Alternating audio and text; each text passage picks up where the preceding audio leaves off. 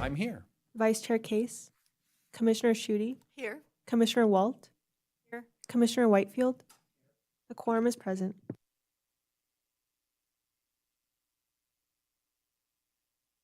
Okay, so the first thing we have on the agenda after that is public comment. So we can come up and you guys can talk for 3 minutes on any subject related to the Carson City Parks and Recreation. Do I have anybody in the audience that wants to come up here and speak to us?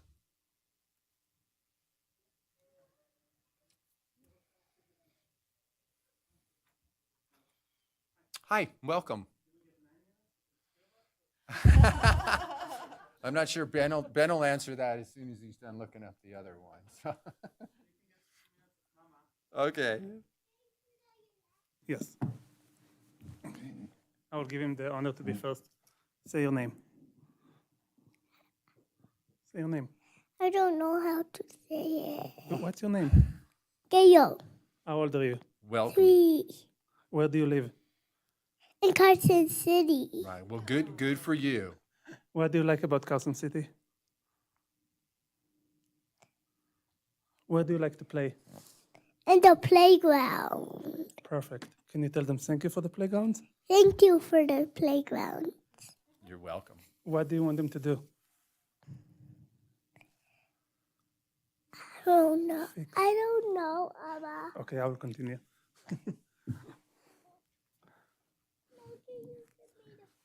In a moment. Good evening. Good evening, board. Thank you for having me. My name is Leo Singer. I live in Carson City. I'm the father of Gabriel and Renee. And I would like to address today the playground Ronald Wilson Memorial Park that's located on Mark Way, North Kansas City. Since 2021, the playground is fenced and is closed to the public. There is no access for the different playground facilities for the kids there to play. Meaning my son enjoyed that, but my daughter never had the chance to play there because it's fenced. And I talked with Miss Jennifer Badge, very, very nice lady and very helpful, and I'm very thankful for her service to the public. Jennifer explained to me that because of the supply chain issues, they cannot find the right materials to fix the playground. The supply chain issues addressed everybody.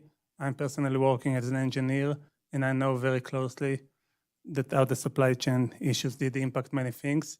However, the state of Nevada managed to overcome and to find alternatives. So I'm asking you today to find alternatives for the missing pieces to fix this playground. Jennifer recommended me to go with my family to other playground. The next available playground is John Menkins Playground that located next to College Parkway. This playground does not have enough parking spots, and it's creating lots of inconvenience to the families and to the neighbors. People are improvising different parking spots there and blocking the neighbors. Just to explain that the closest between this playground to the other one is 40 minutes by by walking, and that's without kids, that's for adults to walk. And there are no safe bike lanes to get there as well. So the only alternative to get there is by vehicle. I want to take a minute and say how important playgrounds are. It's healthy for the kids, it's healthy for the parents, and it's healthy for the community. In those playgrounds, it's where the more lucky kids, I will call it, that coming with high-income families, meeting together with the low-income families. They play together. They don't care what your parents do. They just play together and build a community. We want to continue this community to be built. Personally, I can say that many of my friends that are on the higher end of salaries live in Carson City. They're moving to Minden, they're moving to Galena, to South Reno, they're moving many other places. And this is the part of the community that we want to keep here. This is the community that buy the big houses, pay the high income tax, or the property taxes.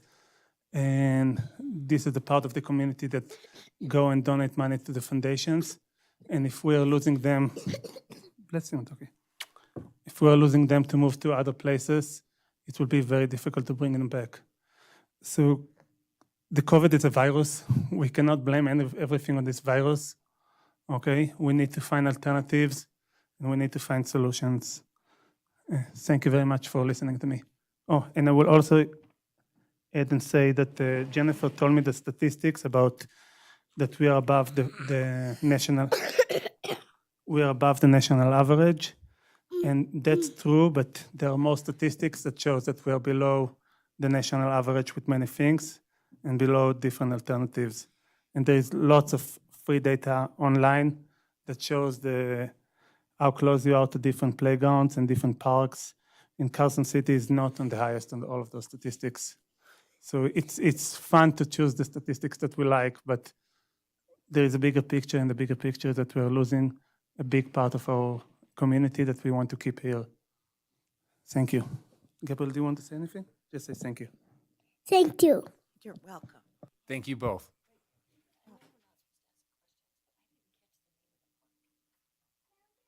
Yeah, you can ask that, I think. Ron Okay, thank Wilson you. I didn't was the catch that. closed one, and Okay, they're frequenting the Silver Oak Park. thank you.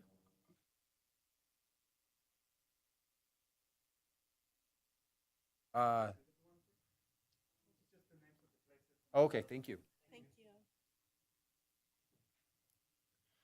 Okay, we have somebody else up here for comment. Welcome. Put that button there. Thank you very much, Chair, You're welcome. Commissioners. Denny French, Carson City, Nevada. And tonight I come from an active day and very, very much have to say that I have been so blessed, so appreciative of this opportunity, and I would really appreciate other people's recognition of it and encourage people to take advantage of the same opportunities.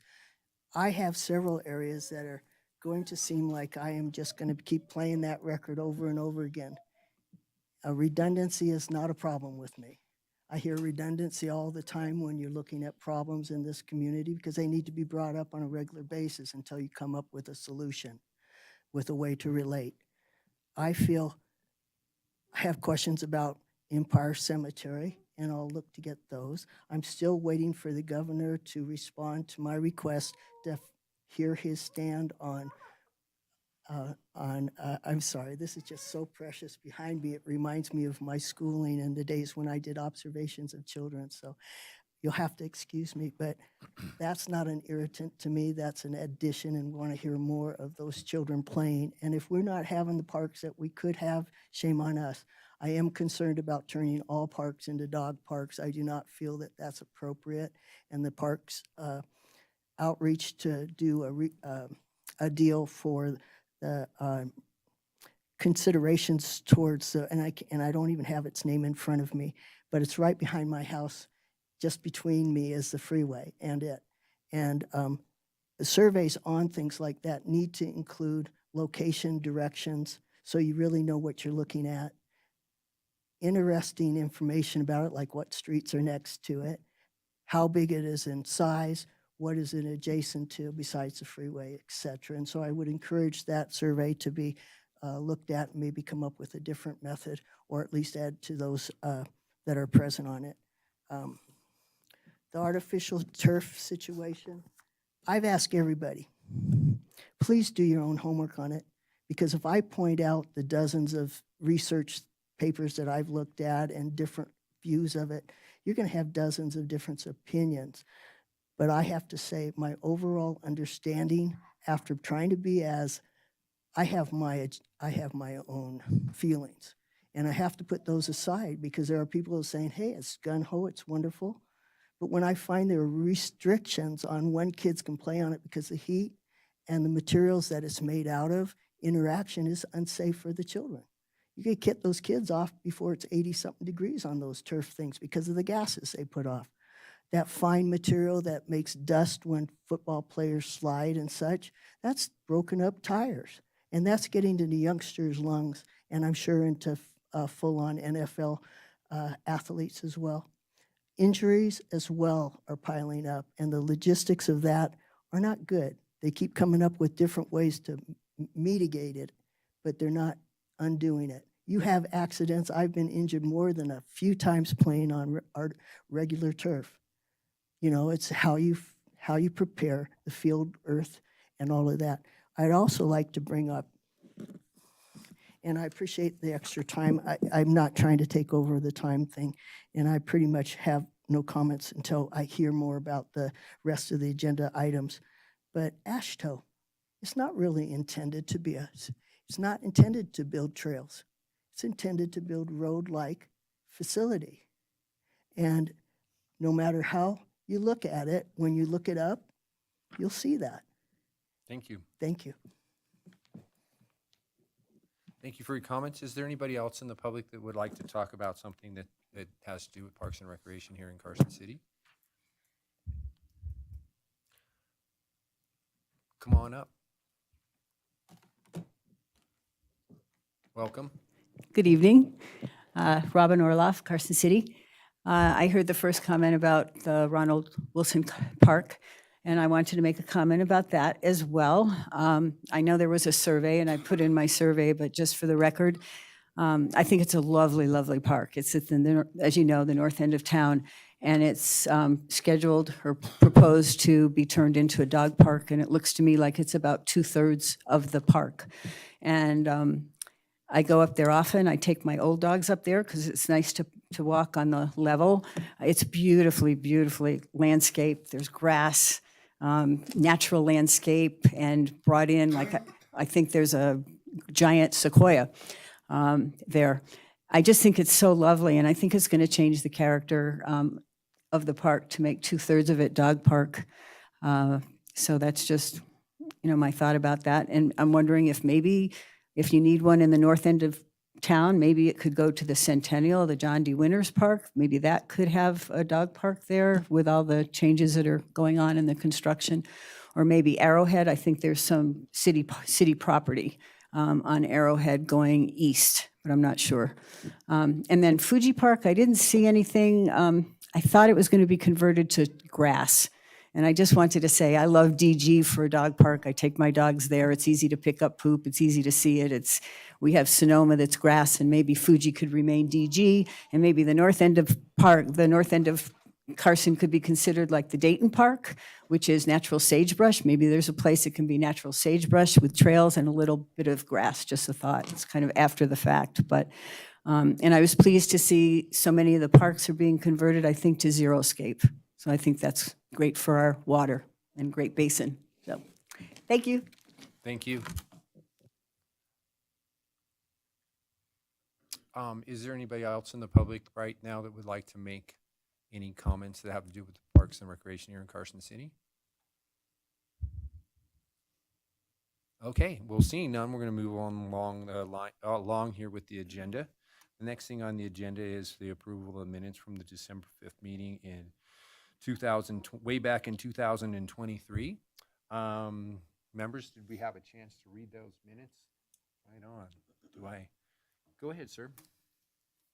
Thank you, Chairman. I think I probably misspoke. There's a date that was mentioned in the minutes of 17 through 20 April for the pickleball tournament. Should have been 18 through 21. I'm sure it was recorded correctly. I think I gave the wrong dates, so if we could correct that, I'd appreciate it. Thank you. So you said it was 18 through the 21st? Yes. Okay.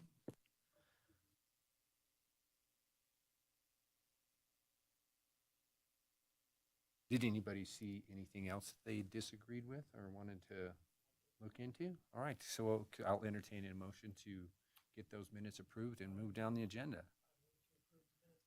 All right, do I have a second? I second. Righto. All in favor? Aye. Aye. Great. So the next thing here we have is, it's now 2024, and I am the chairman of the Parks and Recreation Commission. Leah Case is the vice chairman. So we're going to move forward with electing a new chair for this calendar year and a new vice chair. So does anybody have some discussion on that? A motion, a discussion, Is it determined whether or not? Thank you. Yeah, Jennifer- we're gonna get some background from Jennifer Jennifer Budge, Budge. Parks and Recreation Director. Our Deputy District Attorney, Ben Johnson, looked into that, and I will quote for him. From the board's commissions and committee policy, the manual says that Board of Supervisor members appointed to a committee or commission should not be the chair or vice chair unless provided by law or ordinance. So you're on the hook. I'm on the hook again. Okay, well, are you interested, Molly? Oh, as vice chair, okay. Well, I guess I will be the chair again, so I would some- like to nominate Kurt Meyer as the chair of Parks and Rec. Well, I would like to nominate Molly as the vice chair. So do we want to use just one motion with that and move forward? Sure. All right. Second, and all in favor? Aye. Well, there we go. We're moving down the agenda. So I'm going to turn my page here.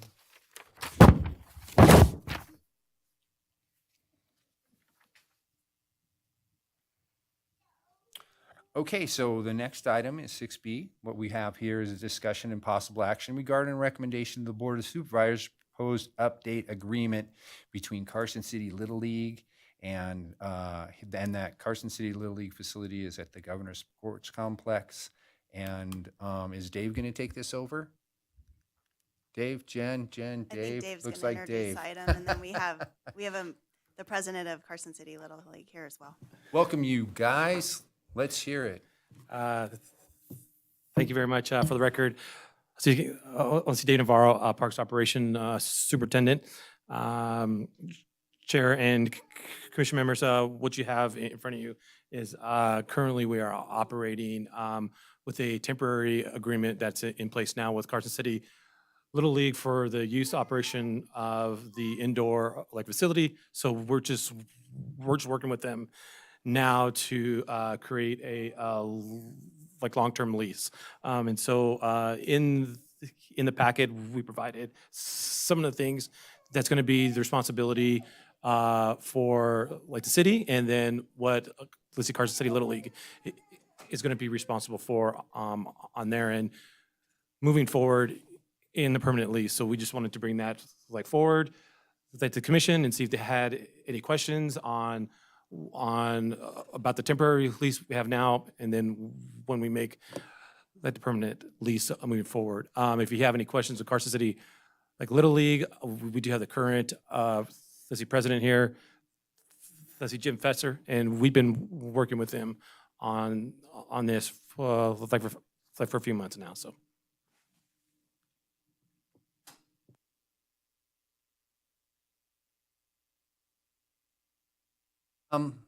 For the sake of the record and everybody up here that might not be familiar with the facility, could you give a little bit more of a background on it as far as how big it is, what kind of use it gets, and things like that?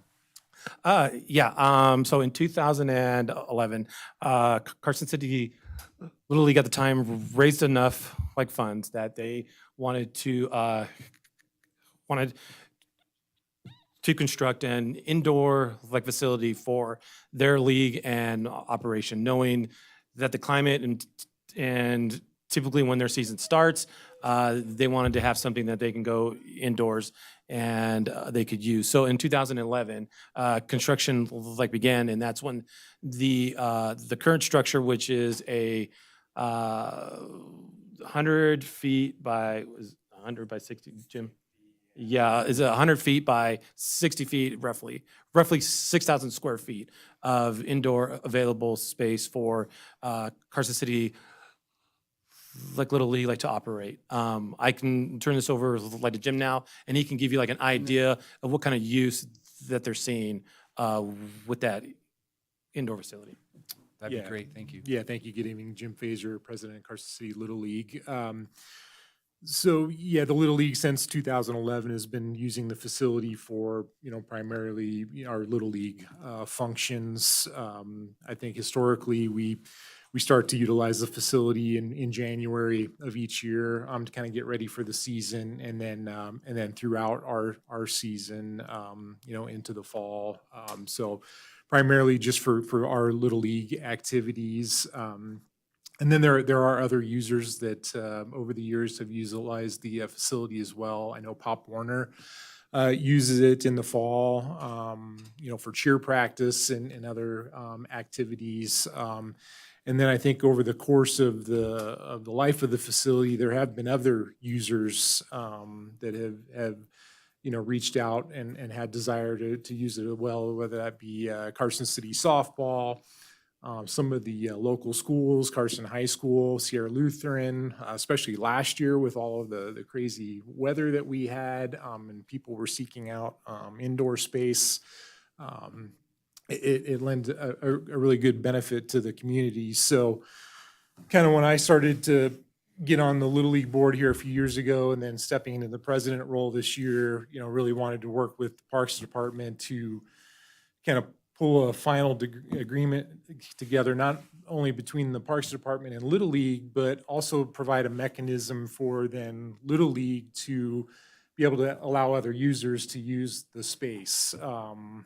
And that's really kind of the goal is it's a really good community asset that we have here. And there's a lot of people that have, strong desire to use it. And we're more than happy to share the space and to as many folks as possible, but we just wanted to make sure there's a proper mechanism in place, for that, and, coverage for insurance and things of that nature, so.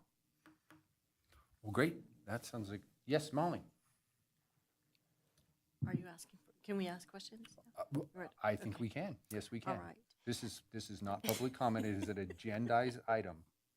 Okay, so, couple questions is, so previously it was a temporary use agreement and now it's going to be a lease.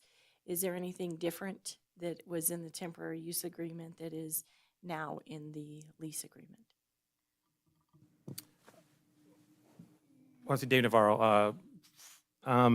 There isn't much change from that. We took most of the language and responsibilities we took from that temporary one and applied it to the lease agreement.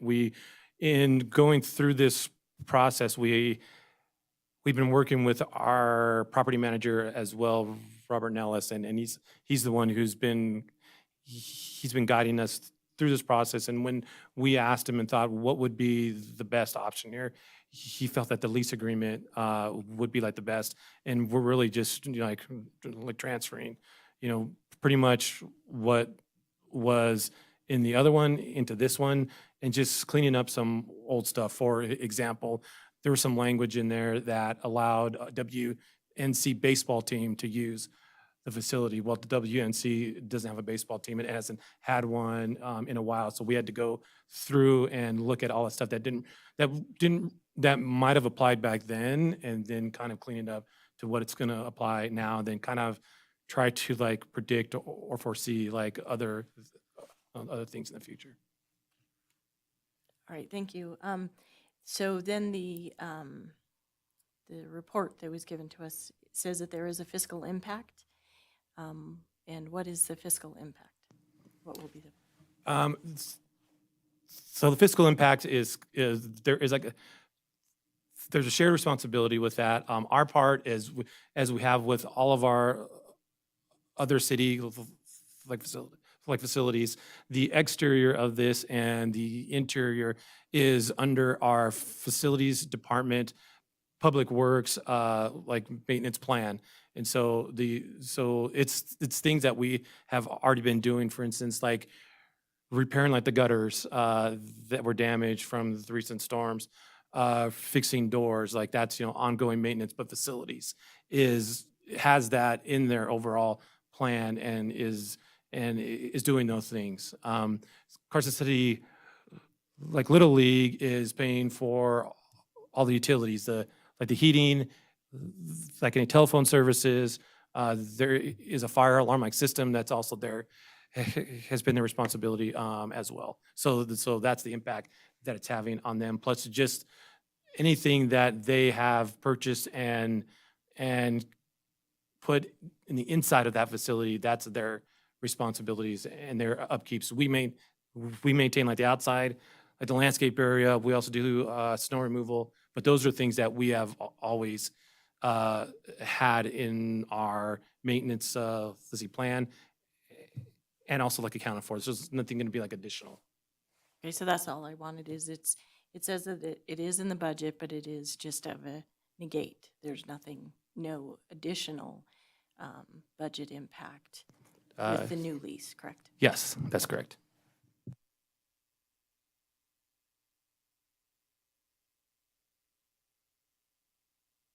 Well, I'd just like to bring up that I'm just going to throw out Tim Terry's name. I was on the board, the Little League board at the time, and this was a dream of Tim Terry's. And wherever he is in the world, I think he might be back east somewhere, maybe Chicago or something like that. So I doubt he's listening, but he would love to have heard all of the uses that facility is getting right now. Because like I said, this was really a dream of his. Dave's familiar with him, I think. Did you ever play baseball with him? Yes, I did. Right on. That's what I thought. He's a wonderful man, a wonderful part of the community. It was wonderful writing the checks and seeing that thing get up when I was treasurer for at the time. So that's great. So the way I understand it is this is an amicable agreement between the city and between the Carson City Little League. So do we want to move forward with this? Sure. I move to recommend to the Board of Supervisors approval of the proposed updates to the agreement as presented. Second. All those in favor? Aye. I also. So moving on down the road. Do you guys have any comments you want to make? Right on, you're off the hook. Good, thank you so much, appreciate it.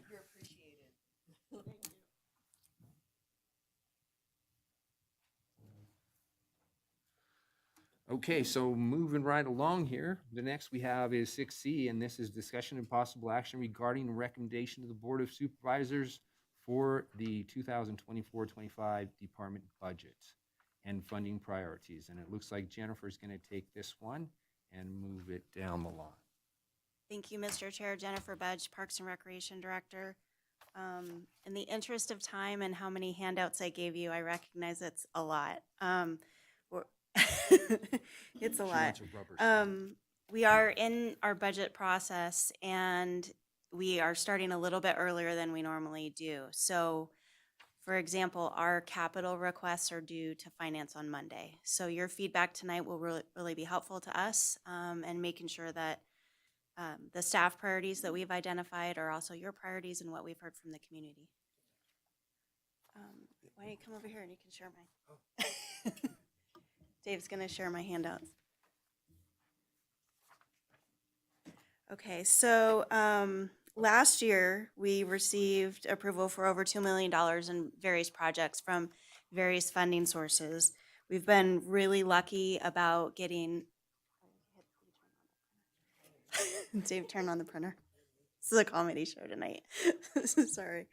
But we've been very lucky about getting support. We have a lot of different funding sources that fund our capital projects and our supplemental requests, and from redevelopment to quality of life, which is 1/4 1 cent sales tax, and a voter-approved issue, to general funds. So we have a wide variety of funding sources and received over $2 million in approvals for projects last year.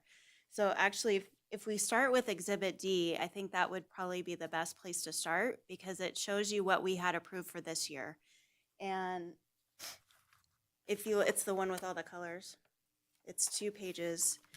And this is what was approved for this fiscal year, all of our projects. And almost all of them have started and are in progress or completed, with the exception of just a couple, which is really wonderful. So our staff's been so busy. Nick Wentworth, our project manager, has been doing a great job. Paul Griffiths, our shop coordinator, has taken care of purchasing all the equipment needs. The only things we haven't really started are the Fuji maintenance shop heater, and then the NDOW grant match for the rifle range, just because they haven't posted that yet. So when that grant opportunity does come up, we'll make sure that we apply for future and continued improvements of the rifle and pistol range. Going to the Board of Supervisors at the next meeting will be a design contract for the Bob Boldrick Theater ADA improvements. You'll remember we had a ADA assessment done and funded gratefully by redevelopment. So now we're trying to implement that plan. And we've had a hard time finding, good designers that have availability, but we finally have one. So we'll be moving forward with that project. But other than that, the majority of these projects are in progress, whether design or construction. Is there any questions on these projects before we move forward to our wish list for this year? Or any project status? I see no for last year that we have no Okay. questions, so we can. Okay, so then I'll move on to Exhibit B. I should have put these in a different order, and that's the one page that has like the blue headings and all the bullet points. And these are requests from staff looking at our 5 and 10-year CIP, prioritizing our funding, and knowing our limited staff resources, where we need to focus certain items. So a supplemental request, if you'll remember, that goes into our operating budget, versus a capital request are typically projects. A minor capital is less than $5,000, and a major capital is $5,000 or more. Just so you have the terminology down with how the city does that. So you'll see definitions. GF is general fund, QOL cap is quality of life capital, so that's sales tax.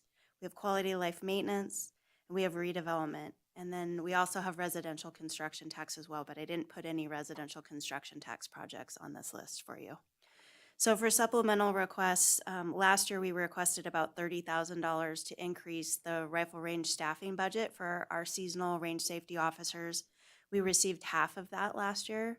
So we are going to put in a request for the other half, so we can ensure that we have, the hours that the range task force really envisioned, and the place is just so popular. Our attendance is increasing every year. So we're just trying to keep good hours available, but we need to be able to pay, our seasonal staff to be able to do that. A lot of these things are just increasing costs and inflation. So we need to increase the food program. For a youth program, our food line item, we purchase food for all of the youth programs, summer camp, before and after school. The activity guide, we only produce that in print twice a year, and we do a third digital option, and then we'd like to translate it into Spanish. And we need to be able to hire, a consultant or someone to be able to translate that for us. So there'll be a cost associated with that. But with over 50% of the high school students at Carson High School are English as a second language, and we have a large Hispanic community here, we really want to be able to reach everyone that we can. Increase to the fitness center equipment. Mike Freeman's doing a great job at the pool. He'd like to have a maintenance contract because he's having to fix everything himself or with other staff, and it's really difficult. So he'd like to have a regular service contract for the gym equipment at the pool. We'd also like to develop an urban forestry budget. Basically, the first step would be a tree replacement program. So as trees die or are diseased, or sometimes they're hit by a vehicle, if they're in a right-of-way, you never know what happens. We want to be able to replace and replenish our urban forest. So we'd like to work with Public Works on that to start that program. Pool chemicals have increased, heating and utilities have increased, and then we want to roll that grant match that I talked about for the rifle and pistol range over to this year's budget. So when the Nevada Department of Wildlife grant becomes available, we can apply for more improvements at the rifle range. Any questions on supplemental requests for the operating budget before I move on to the other items? I had one question just to kind of get a perspective. When we did the fees and so forth at the rifle and pistol range, that was going to go specifically not to the general fund, but to a fund that was going to help with the things that were coming up out there. Is that reflective in your request as far as how much are we making out there? Are we hitting the projections we thought we would and paying for the things we thought we needed to pay for with those fees? We're bringing in more than 60% now, 60 to 65% cost recovery for that fund, and our goal was 50, which is wonderful. So the revenue does go toward that account. It's all Toward these accounted. things. Yes. However, we need to increase that budget to be able to have additional staffing. So it is a general fund request because that's how the rifle range is typically funded, the majority of it, but the revenue from the public does go into that fund. It is a general fund account though, but it's not lost. It's all dedicated to the rifle and pistol range. It's extremely, user-friendly. There you go. So can some of that money offset the cost that is, so that you're requesting for that extra half position? Yeah, absolutely. So these would just be to help fund seasonal positions. So it could be one person, it could be 10 people, just depending on the hours. However, there is a revenue offset with that request. Okay, thanks.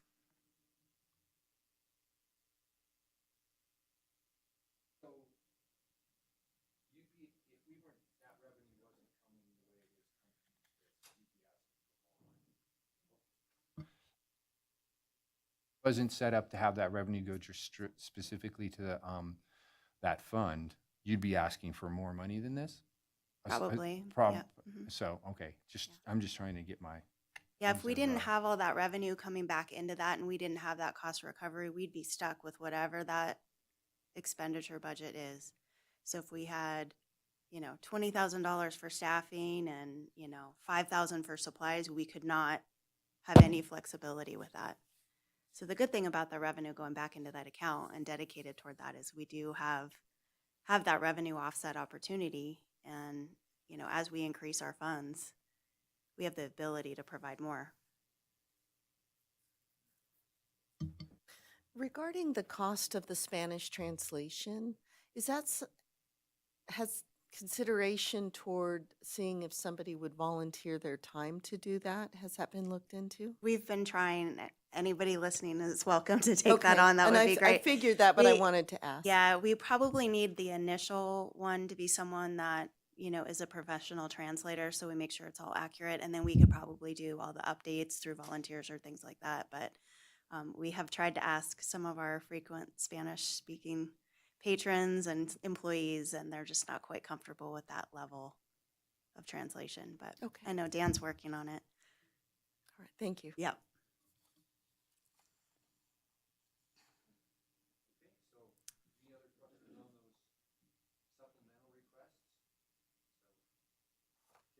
Okay.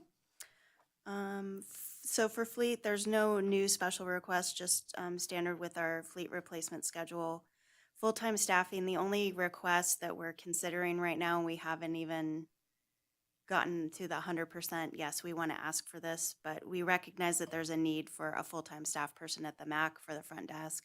We have a really hard time covering, especially the early shifts and the odd hours where kids are in school, and we need consistency at that front counter. They could also be doing other things, helping the recreation team, and we're looking at our seasonal budget to see if we can offer up our seasonal budget to cover that full-time cost. So we're working on those numbers right now. Any questions on that? Okay. Capital requests. Minor requests, just trash can lids. We're trying to mitigate bears and wildlife in a lot of our parks. They're everywhere. And then just continuing the disc golf maintenance supplies, that $4,999 annually, to try to keep up on maintaining that facility.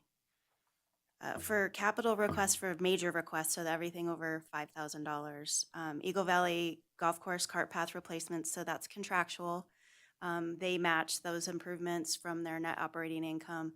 They're focusing on bunkers and irrigation controllers and other things, and we are continuing to focus on the cart path replacements. So that's a partnership and a really good match. North Carson Street corridor, Commissioner Maya will be happy to hear that this project is starting to move forward. And we've talked for, I think, 3 or 4 years now about providing some quality of life funds toward this effort for like the landscape plan and the corridor plan. So the gateway that comes in off of North Carson Street can be improved visually, and that's an important part of quality of life, and definitely one that Commissioner Meyer has been championing. It's truly on that ballot question when you read it. And when we had some other things come up, I was so involved with the Parks and Recreation Department because I worked here and all of the projects that we had going for that. And when I reread it, I went, "Ah." That's good. Public Works was very excited that we were offering to help them. They didn't have to fund the whole thing. Just to get the wheels turning in some fashion. So, Absolutely. thank And you. I'm sure they'll ask for one of you to maybe participate as a stakeholder. So Well, just be ready. I'm holding the state. So new light boards for the Bob Broderick Theater. And I just want to let you know the redevelopment requests that are listed on here, we've already submitted because they were due a couple weeks ago. So the timing just doesn't always work with when these meetings are. But if you have any concerns on those projects, we can always revisit them. They'll be going to the March redevelopment meeting for consideration. So 2 new light boards for the theater. We have a lot of pool equipment to replace, therapy pool filters, pool heat exchanger, the tot and big pool chemical controller. And then we've been working with facilities the last few years where we each contribute funds toward eventually replacing all of the plumbing at the pool. So we've been doing a phased approach, contributing, approximately $50,000 from Quality Life, and then facilities contributes about the same. And we've been just plugging away at that, which has been a really good partnership and not so cost prohibitive to one fund. Some maintenance equipment, pull behind aerator or aerifier, walk behind snow blowers, top dressers, tool cap for open space, that's a replacement equipment. Dave really wants the Ventrek for the snow plowing. He can, if you have any questions on any of these, the guys can answer anything that you might need. We submitted a rack request for a new lighted exterior sign. If you're looking at the community center on the north side of the building, the lights don't work. It's old. It's burnt out. It can't be replaced. Old equipment. So that's what that request is. Continued sidewalk replacements throughout the park here. Redevelopment's been so supportive of all those, which is great. We have a lot of sidewalks heaving from roots or, just wear and tear and cracking and needing replacement. We have Governor's Field 3 grant match in here. I'm not sure if that one's actually going to happen because we have some initial cost estimates and it would probably be cost prohibitive for that grant fund and our fund. So we might have to go back to the drawing board on that project. I just want to be transparent on that. John Mankins Park resurfacing the half basketball court. It's a safety issue. We'd like to get that done. We just resurfaced the tennis court over there, which has been great. So we're trying to plug away at those. And then Centennial Park, this is a catch-all. So as you know, the Board of Supervisors has been taking steps to be able to bond for funds at Centennial Park. We'll get approximately $5 million, I think, available in March or April for us to start this project. And it was envisioned for updating Upper Centennial, the fields, and everything that goes with it. We have some funding in this current fiscal year to update the master plan and to start design on that project from quality of life. It's going to be a very expensive project. So whatever we have left over from all these requests, we would like to put it all towards Centennial Park. We're updating all the tennis courts up there.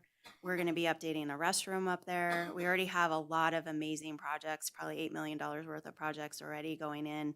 And we want to continue that. We need new lighting, we need drainage improvements, and a lot of other things. So whatever sort of the balance of these projects are from Quality Life Capital, we'd really like Centennial Park to be the priority so we can do it right, do a good job, and try to get as much as we can done at that park.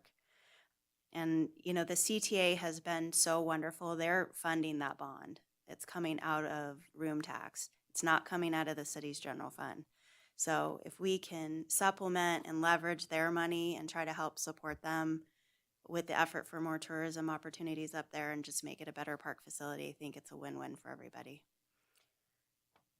Cemetery fund, we need niches in a bad way, unfortunately. And we have some budgeted, but the costs are just almost double now. So we need to budget for that as well.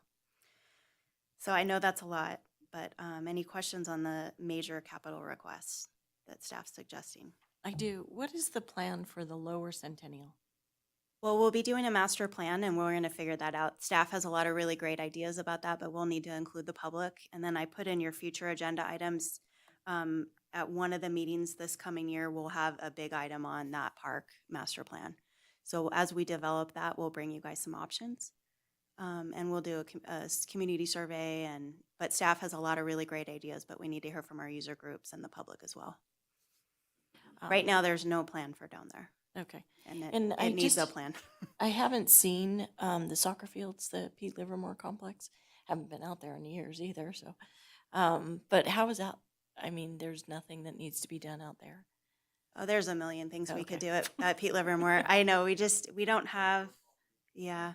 We need more fields at Pete Livermore. We desperately need, honestly, the high priority at Pete Livermore, in my mind, and I know a lot of other people, is a secondary exit, which we need one as well at Centennial Park. So we want to include that in the master plan. We have some funding ideas for a secondary exit, possibly through the Federal Lands Access Program grant, because if we include some access to BLM lands adjacent, perhaps that could fund that, which would be great. So we're going to try to include that. We need a plan though first before we can apply for that grant.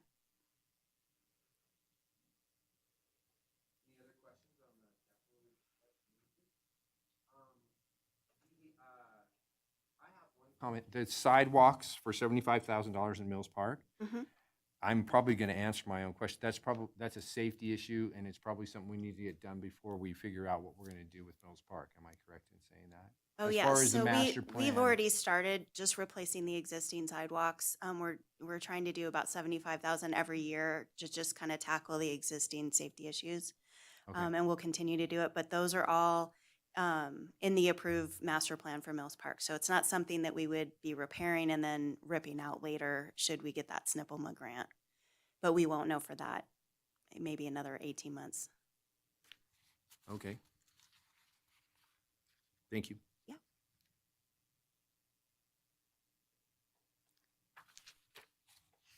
Is there anything we missed, or did you want to hear from, I think some of the public wanted to?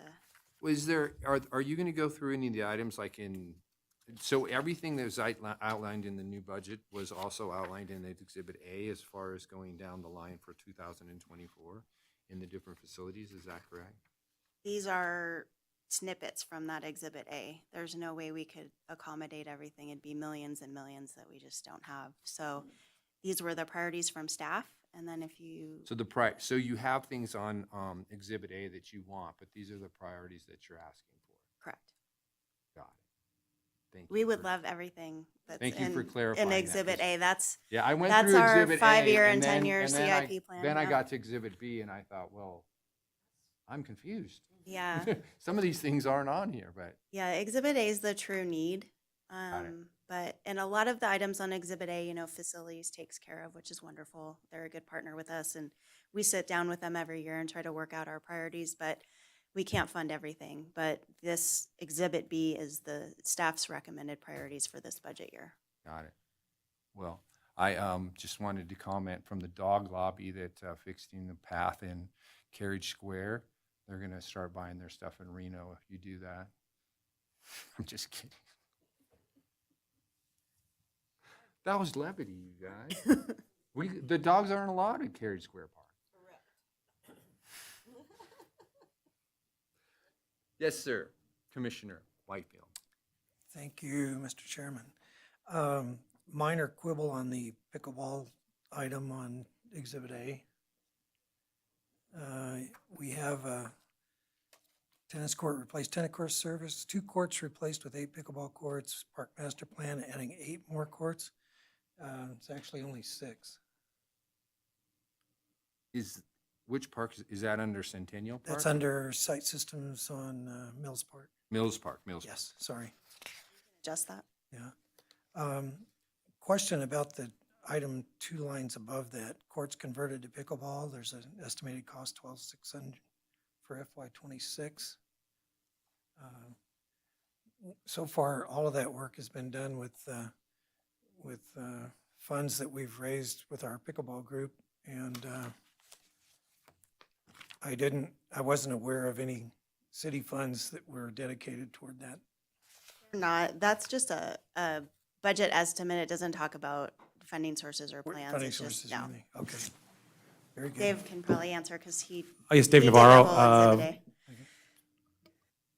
A. Parks Rec Department. That Exhibit A, so that's what we submitted last year. So there are some changes, and I'm working on the one for this year to update some of those things. So when you mentioned like the 8, now it's going to be 6, yeah, that, we have been in discussions and working on that now. So when I complete the 5-year for this coming year, all that information will be updated. And when we created in kind of like almost like a placeholder to put like the cost out, at that time, those were just the cost estimates at that time.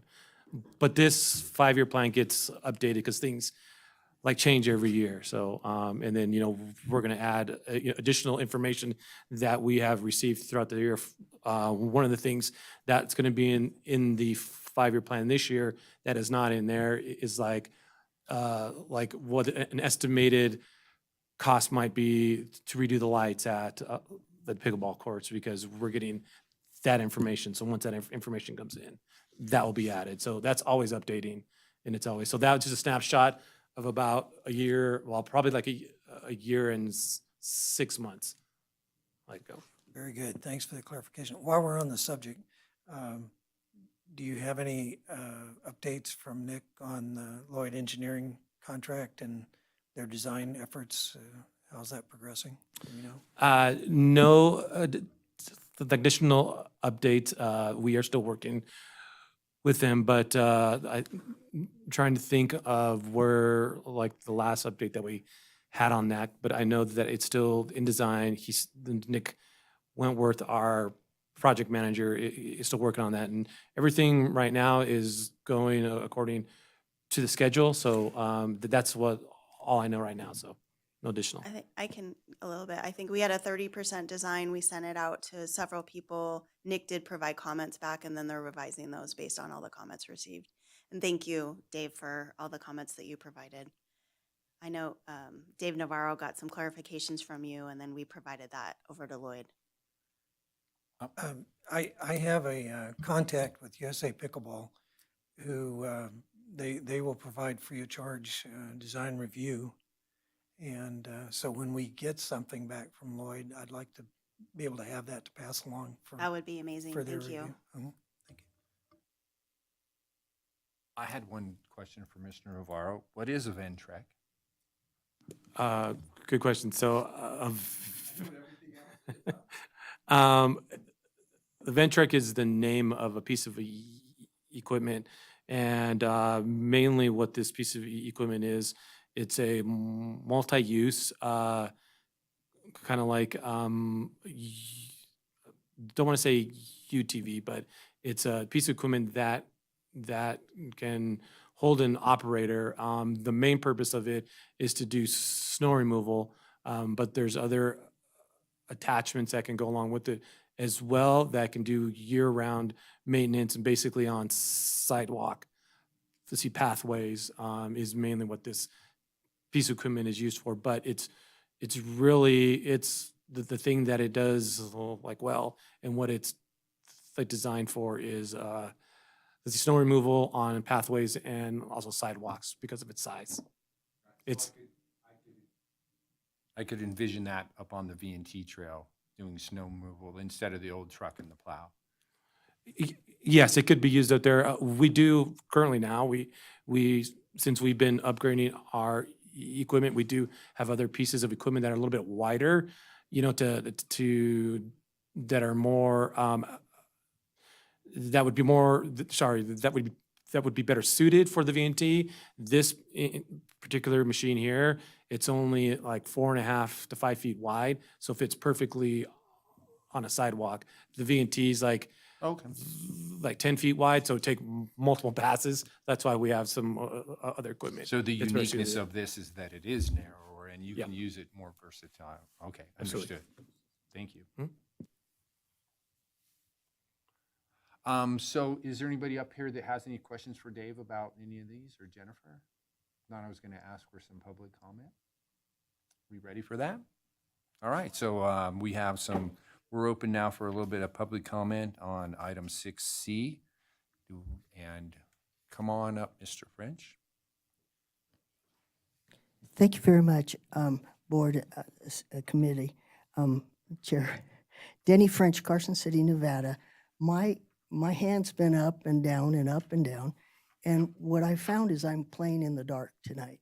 There is no agenda with the packet. There's no packet to look at when I had questions and such as it went along. Usually there's a packet on the table for people like myself that come in. While I have to leave it on the table, I can look at it there normally.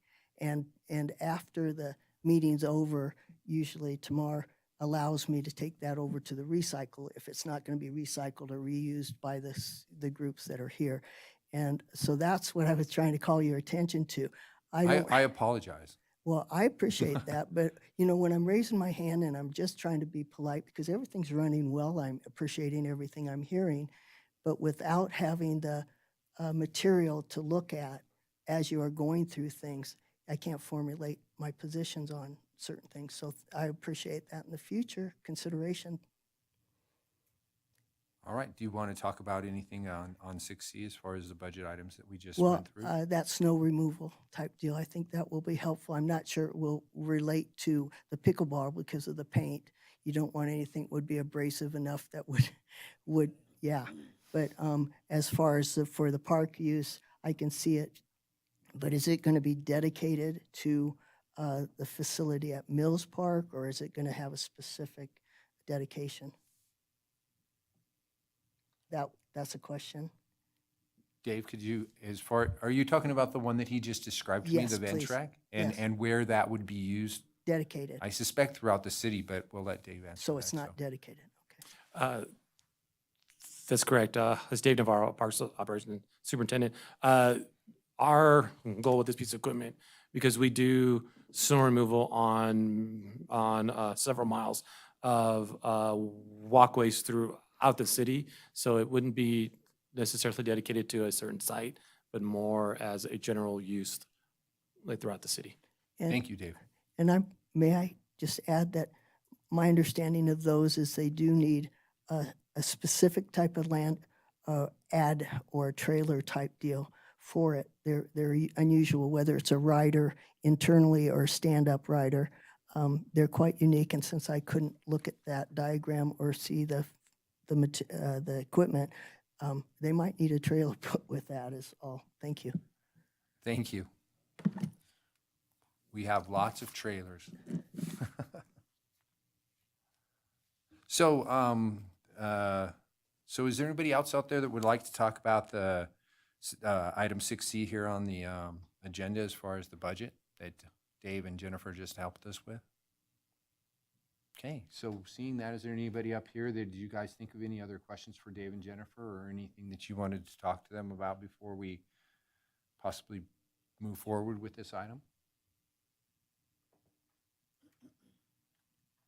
Okay, seeing none, I'll entertain a motion to move this down the line. Okay, I move to recommend the budget requests and priorities to the Board of Supervisors as presented. Second. All those in favor up here? Aye. Aye. All right. There you go, Jen. Another year. Thank you. The way you presented this was great. It Oh. was, I mean, I've been doing this in a couple of years. You're like trying to figure it all out. So I know, it's it a worked lot. out I pretty well. apologize, but. No. We get through it somehow. It worked out really well. so. Good, okay.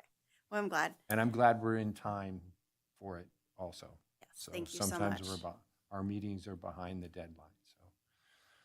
All right, with that, the next item we have here is, this is for discussion only. It's a director's report. Updates regarding the department, and that's gonna be Jennifer Budge. So go ahead, Jen. Thank you, like you're not sick of me yet. So lots of things to update you on. I do want to thank the more than 400 people that filled out a survey for Ronald D. Wilson Dog Park. That was a board-approved item and directed for that dog park after we had, I don't know, years and years of meetings. And that came out of that, and the board had it in the approved budget this year. So we had 2 concepts. We heard so much from the public, lots of calls, lots of emails, and lots of survey results. There will be a hybrid approach to try to accommodate as many of the public requests that we had. So thanks to Nick Wentworth for working on that, and that project is moving forward and kind of doing some little revisions based on the feedback we heard from the public. In our previous meeting, we had a couple questions about some items, so I just wanted to circle back on those. One was a request to see if there was any Board of Supervisors action found regarding the lights at Mills Park. We've had the clerk's office do a search. We've looked through everything. We can't find any Board of Supervisors action on that. So I think what we'll do is, we'll continue to move forward with the Mills Park projects and the Snibblema grant, and as we move forward, and then we'll revisit that, at that time when we have some funding. But, new light systems are dark sky standard and not so invasive with neighbors, and we can be a lot more considerate to what was there before. The current light system is not functioning and, is not something that we even want to spend money trying to repair. It's not worth it. So, but I did want you to know that we did search for that and couldn't find anything. And then there was also a question about the Wreaths Across America program, and were the wreaths offensive for, the Hebrew section of the cemetery, because wreaths are Christian symbols, I think was the quote. So I do have some people working on researching that. I contacted a rabbi from Temple Sinai, and she's going to reach out to her network of rabbis. She said typically if wreaths are natural in nature, it's fine. If they look Christmassy, that might not be appropriate, but she's going to reach out, and then I will follow up with you at the next meeting to make sure we're being considerate of everybody at Lone Mountain Cemetery when we do that program. Future agenda items, we can talk about that next, but we have a couple art items to discuss tonight, and we will have one at the next meeting. And there's going to be a cultural commission meeting, a special meeting to discuss the art item and your late material, February 26th at 5:30.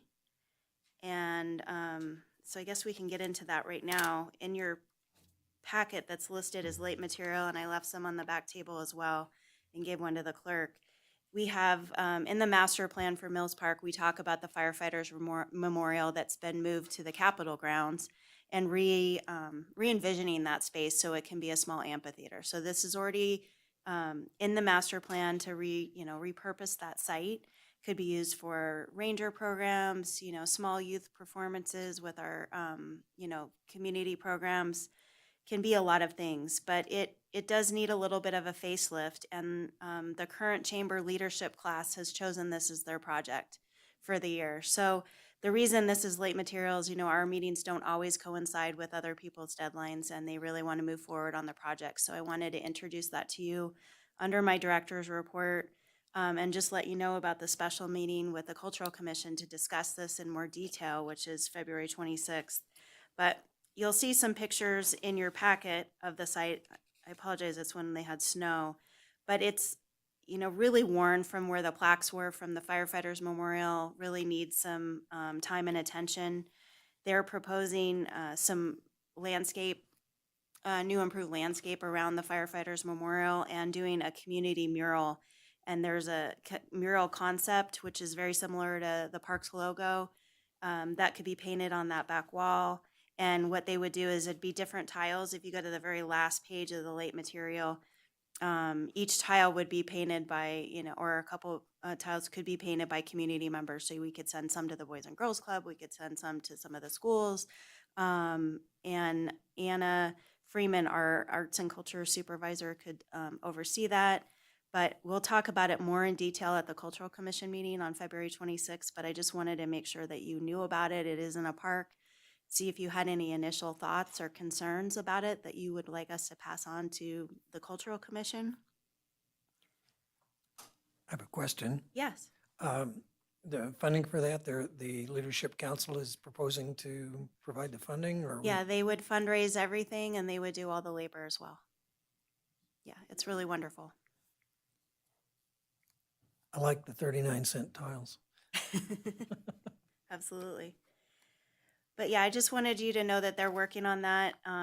They're really excited about it. They have a big leadership class this year, over 20 people, some really great members of the community, and they're very excited about this project. So again, I encourage anybody to attend the Cultural Commission meeting on the 26th, be able to share your feedback and see their presentation on this proposal. But if you have any questions or concerns, you can let me know now, or if you think about it, I'm happy to pass that on at the Cultural Commission meeting as well. So this is not actionable tonight, is that correct? No, I can just get feedback because it's just under the director's report. It's just discussion only. But did you have any questions or comments about the proposal, or? I just think it looks like a really neat idea and hope that they can move forward with it. Yeah. Thank you. So, well- go ahead. I was just gonna say, do we use that for anything with the kids or anything like that when they're at the PAP or, oh, excuse me, the Marvtex there? Not right now because it was previously the firefighters memorial, so that was strictly for that. Yeah, it's a great little space, so. Yeah, but it has some great seating. I think it would be great for, some small performances, theater performances, or ranger programs or interpretive talks, anything like that. A staff meeting. Staff meeting, anything. that would be Get 'em- great. Get them out in the park, so. Yeah, absolutely. Yeah, well, Do you envision it being useful for something like small performances for the jazz festival, something like that? It might be too small for them, but I think from more the community side, absolutely. Okay. And it was envisioned in the master plan. We talked about, creating an amphitheater space there. See, I just have two more things real quick. We do have 2 Parks and Recreation Commission openings.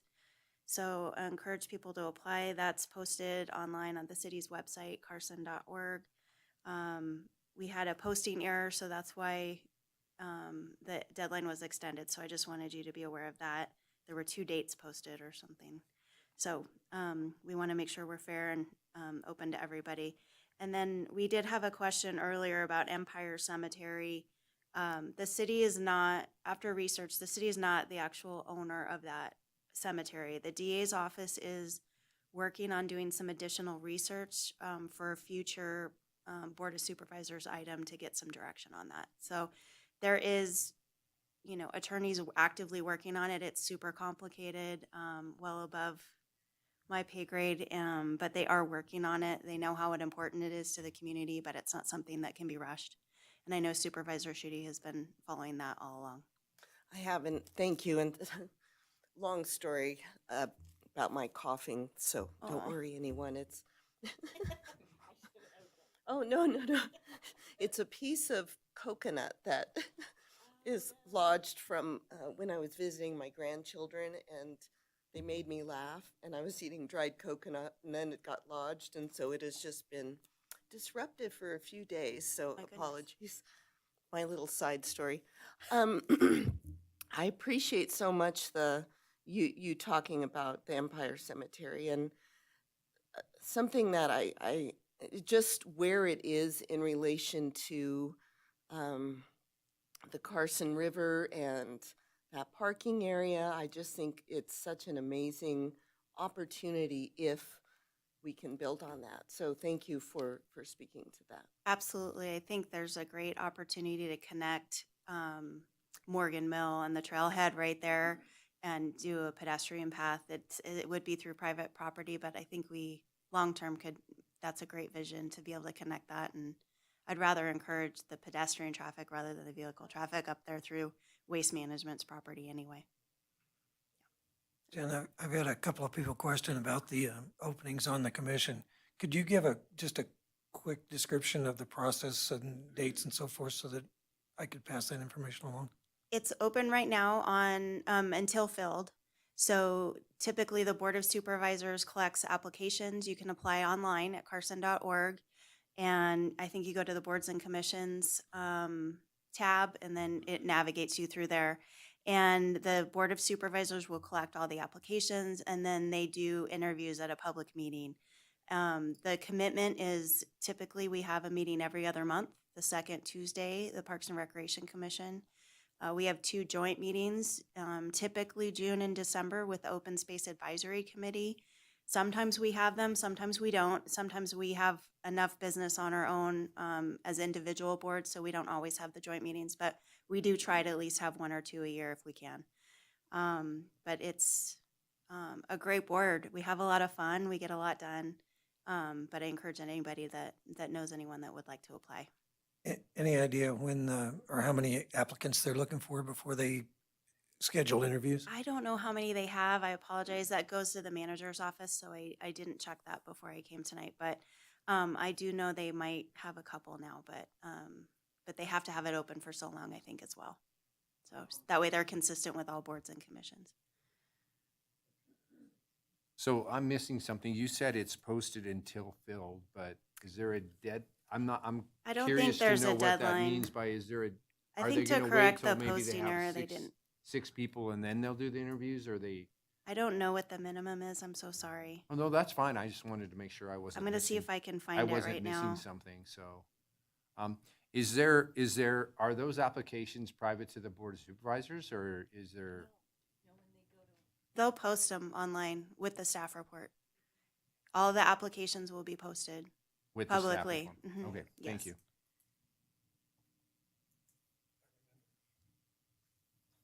Did you read your own?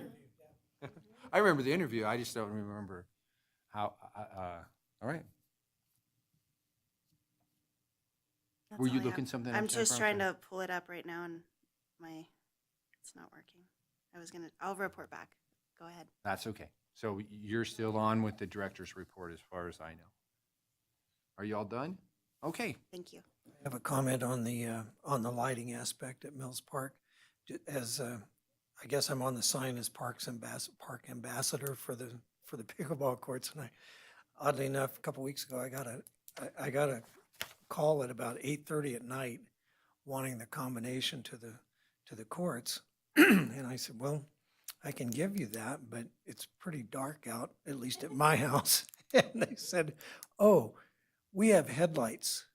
So I don't know where they were parked, but they were, so I gave them the combination. Like headlights on their head or No, on no, their I cars? think on the cars.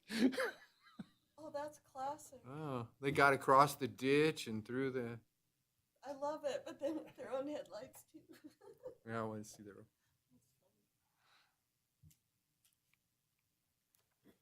Okay, so we're going to move on to 8, since there was no action on that director's report, and that's members' announcements. So is there anybody that has an announcement? You just did. Okay, great. I will add I'm working on the spring 24 Dinks and Drinks tournament, trying to get that up, posted later this week for opening registrations.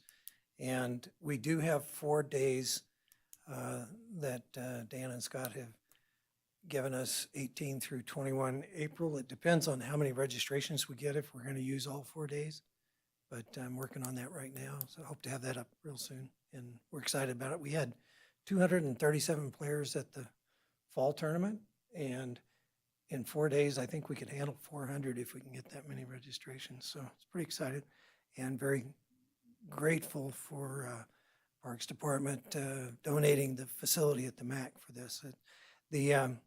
We just finished the collaboration with City of Reno and their Parks and Rec Department holding the Senior Games pickleball event for the Reno Senior Games. Very successful. I think there was 160 some participants, and as near as I could tell, everybody had a great time. So thank you for providing that facility for that purpose. I think City of Reno was impressed. I talked to a number of the players, and they were all very impressed with the facility, as we are. We're very fortunate to have it. Thank you. Thanks for that report.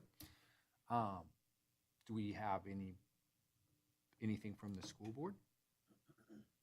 Yes. Or just from Molly to, No, we'll just go with, okay, just. yeah, school Molly board, has okay. nothing. School board has a few.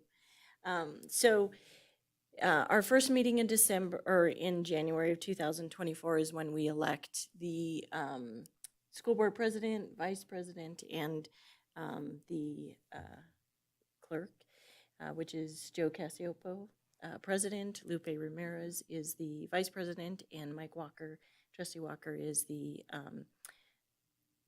clerk.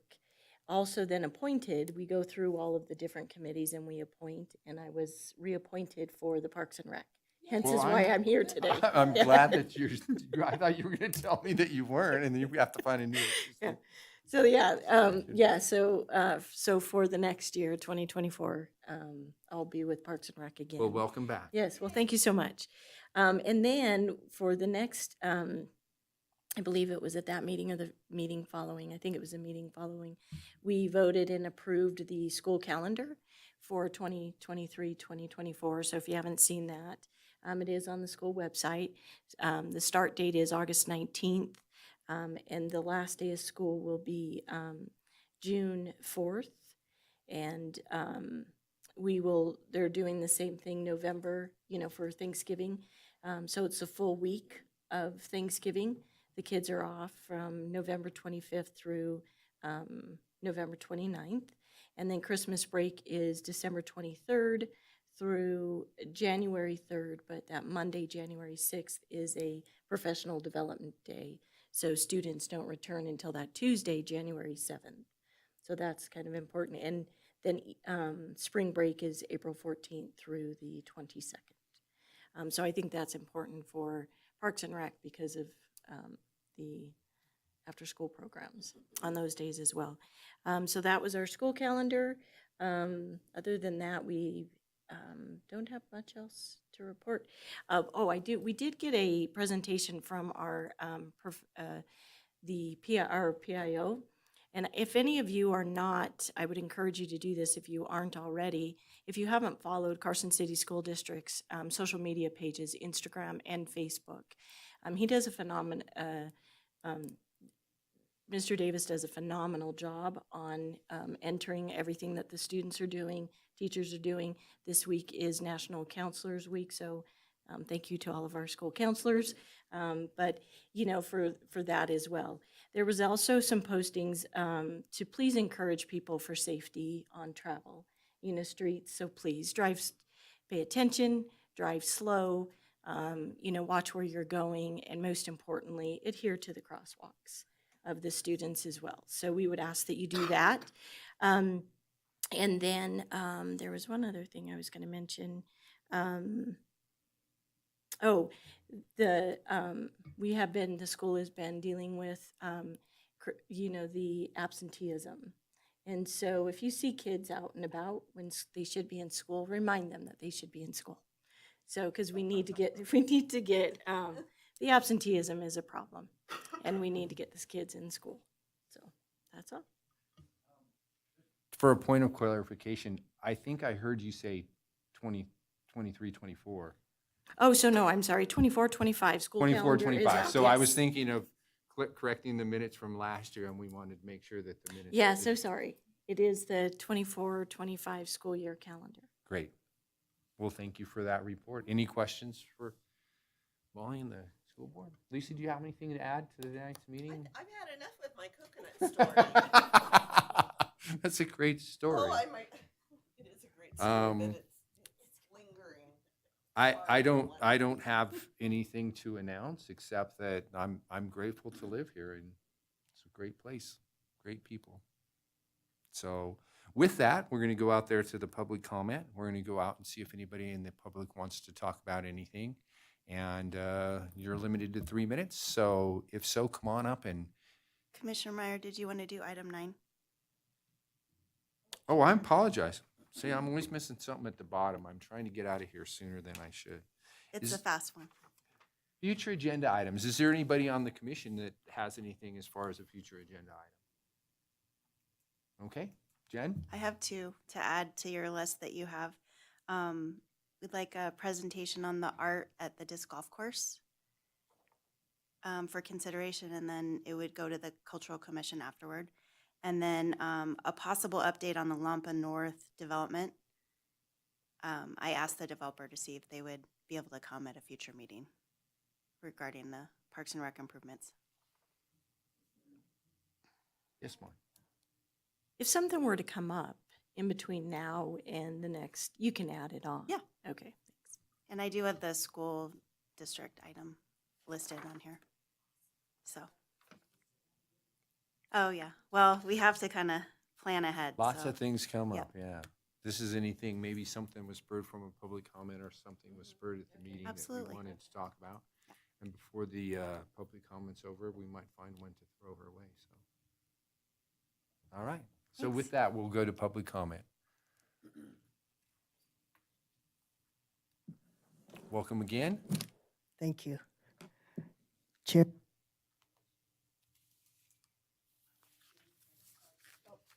Denny French, Carson City, Nevada. Thank you. Sorry about the coconut. I have some suggestions. The next thing is, was that in a pina colada? No, I wish. No, okay. My concerns about a street through Mills Park is still part of my concerns. I did also see just recently one of the fine cottonwood trees go down. Excuse me, I did not see it go down. I did see it soon after, and I was really impressed by the fact that it was cleaned up so quickly, and they did an excellent job of that. I was concerned with what I saw. A lot of trees, especially oaks and things like the cottonwood, they have a tendency to self-prune, to correct for balance in issues and such. So they literally let a branch die so that it will leave the tree, so that then they can get their balance back. In the case of being put into a park situation, their watering system is not what it would be in nature, which is more topical. So the roots don't really get encouraged to go down as much as they would in a native or such type situation. Oak trees often go down because of that, because they're in a space where they've got grass around them and then they are being watered. I suggest that perhaps a watering system consideration for Mills Park should be put in place, or at least a study done to see how perhaps eliminating topical watering and try to get more deep depth watering for the trees that are still existing while they're still going to be there. As far as putting a street through, I think the safety and health of the community as well as the internal environment of the park is really in jeopardy of a major change. It will change the character of the park. And I know that my understanding was that you all put across that you would have liked that to have been put to the side, that the rest of the master plan would have been passed. And if I'm wrong on this, then shame on me. But my interpretation of that day was your real intent on making sure that that road was not voted as part of the master plan until it was reconsidered and reviewed. And I feel that we still have time to say, wait a minute. So I would hope that you would all consider that we are not, this is not in stone yet. And as the mayor has said in several different situations, we got to reset, regroup, and reevaluate. And I think this is a very good situation that would, I think, call for that. But I thank you very much. Thank you, Dan. Robin, would you like to speak? Looks like. Come on up. We're doing pretty good for a budget meeting. Robin So- Orloff, again. A few comments. I love coconut, but I like it in ice cream. And I'm grateful for all the parks as well in Carson, parks and open space. We're very fortunate. I also had a question. I thought on the Mills Park Road through the park, Denny mentioned, I thought that was outstanding after the Board of Supervisor meeting, and that it was going to be reexamined and decide how that park was, fully park is it, was going to go through, how it was going to go through, if it was going to go through. But I might have missed a meeting that resolved that question. And regarding the Ronald Wilson Park, again, maybe I came in late. I did fill out the survey, but I don't remember the options being presented to the public or different options other than these two. I don't know how we came up with just the two, and I might have missed some meetings for the dog park issue at Ronald Wilson. But I heard the young man and his child speak about the playground, which is important, and I'm wondering if there's any room for change within that plan, maybe put the playground back because it's obvious that people in that neighborhood want it. Maybe put it back and make the dog park smaller and kind of redistribute the money a little. So depending on what the survey shows, I don't know what the general population felt. I also had a question. I miss Leah. Where's Leah? I miss her smile. I had a question about the application for the Parks and Rec position, and I get auto notices all the time. And the notices say what positions are available, when the deadline is, when the interview is going to be, and I always watch Parks and Rec and Open Space specifically. So I'm just wondering, I haven't seen any new auto notification about a new deadline or a new interview. And I did get a really odd notice for the last one that the deadline was the 10th, and I got this notice that the deadline was changed on the 4th to the 5th. And I'm going, wait a minute, that's 36 hours. People are expecting the 10th, and all of a sudden, and if they don't get auto notice, how would they know? I saw it, I think, on Carson Now. So I had concerns about that. There were 3 applicants, and I always read the applications. They come in with the supporting document. The open space apps were incredible. There were like 6, and everybody was really qualified. And, there were 3 applicants that I read, and they all seemed to have a passion, for the parks, and I felt badly for them. I didn't get a notice that there wasn't going to be an interview, and I went to the January 18th Board of Supervisor meeting, and the agenda was pulled. And I just feel badly for the people. I don't know if the applicants got a notice that they weren't going to be interviewed, but I was disappointed. So I'm hoping those 3 will reapply, and I don't know what the process is, but I appreciate anyone in the city who volunteers their time. It's really important. Thank you very much. Thank you. So is there anybody else out there that wants to talk about anything that has to do with Parks and Recreation? Dan, we haven't heard from you tonight. You're just holding. It's a good night. You like it that way, huh? All right, Dan. All right. So do I have a motion to adjourn? Second. All right. So we're adjourned.